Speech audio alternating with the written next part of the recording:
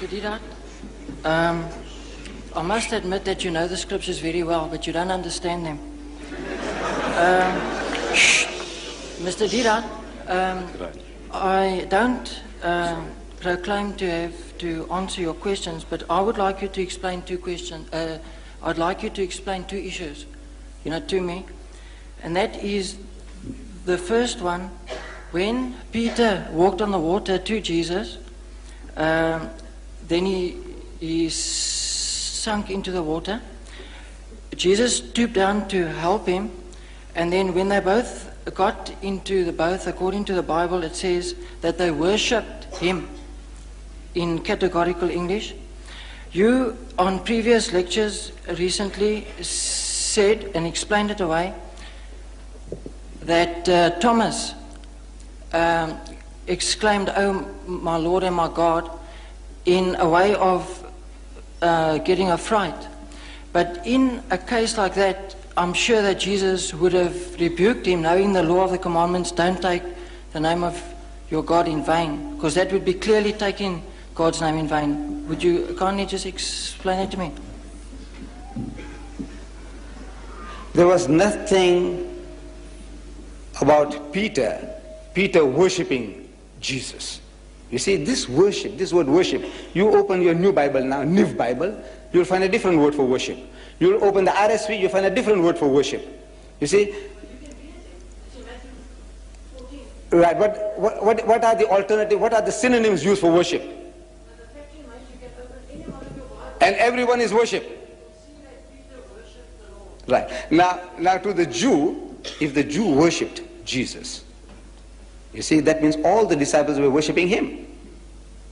If Peter worshipped him, then all the other disciples likewise must be worshipping him, because Peter was the leader of the disciples. But we find nowhere the disciples ever prostrating before Jesus at any time. The 11 or the 12 worshipping him. Worshipping him means that you are our God. You see, this word worship, you ask the Roman Catholic. Look, they have a good knowledge of the scriptures. They claim an unbroken chain of popes from 1 Peter to today. Now you ask them how many types of worships are there, and they'll tell you there are 3 different types of worship. Right? You say about your sweetheart, your fiancée, I worship her. But when you say you worship her, you mean you love her extremely, beyond measure, but you're not taking her for a goddess. Look, this is an expression we use commonly. It says, you're worshipping the guy. This is money my God, woman my guide, says the Frenchman. We say you are worshipping money, you're worshipping women. But you don't say money is my God, or you don't say woman is my God, but you use the word worship. Worship is an extreme form of love. He must have been very much humiliated, and in lovingness, he must have embraced the man, which according to your King James Version has used the word worship. But now if he was worshipped as God, that would be something. He said, no, look, he is our God. Then he must say so. Then we say, look, they were all worshipping him. But at no time do we hear that they ever worshipped him as a people instead of worshipping God. He's telling you, come worship God, the Father in heaven. He's the only God. He's the real God. No time did he say, I am God, worship me. Did he? At any time, if he said, look, I am God. Yes, you can answer that. If he said, if he said, I am God, this is the claim I made, I think, no good. You see, I made a claim, very simple, straightforward. If you can show me in your Bible any version where Jesus says, I am God, or where he says, worship me.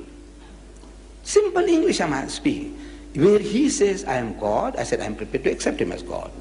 If he says, worship me, I'm prepared to worship him. He must say, not Peter, not James, not Paul. He must say, I am God. He must say, worship me. Because if he is God, my salvation depends upon that. And I don't want to go to hell. I want to follow him. Now that is just, may I interject you there? That's the very point of issue there. Now, you are describing mannerisms of worshipping where the Bible doesn't elaborate on it all. Jesus does. But the fact remains is, the disciples worshipped him in the boat. And he allowed it. And that's all it says. Jesus showed you how to worship. In the Garden of Gethsemane, If you remember, he said he went a little further and fell on his face and prayed to God. Yes, Didn't he set you an example? With due respect, you are reading words into the Bible. You find that verse in Matthew. And he went a little further. Except the fact that he dropped down on his face and so on. But that makes no eyes. The fact remains the Jews, disciples the did Jews, worship him. No, how did the Jews worship? Look, if you want to know the Muslims how they worship, you go to the mosque. Go to the mosque and see how they worship. You see, Allahu Akbar, they stand, they read chapters and verses, they go into semi-bend position, they get up, they go down to the ground, touching the forehead onto the earth. This is how the Muslims worship, right?